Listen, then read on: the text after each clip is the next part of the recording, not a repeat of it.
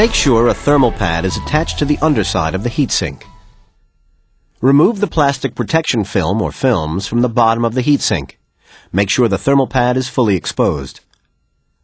When installing the heatsink, do not tilt or push the heatsink onto the processor. Any pressure applied to the edge of the die may result in damage and cracks to the die. For correct installation, the heatsink should be placed squarely on the 4 rubber pads. Note the step in the base of the heatsink.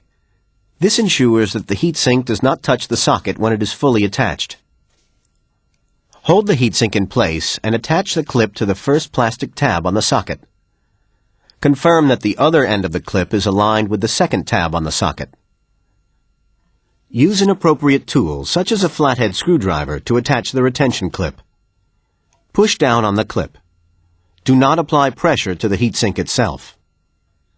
Push down and slightly away from the socket so the clip can move past the tab. Finally, push down and slightly inward to secure the clip onto the tab.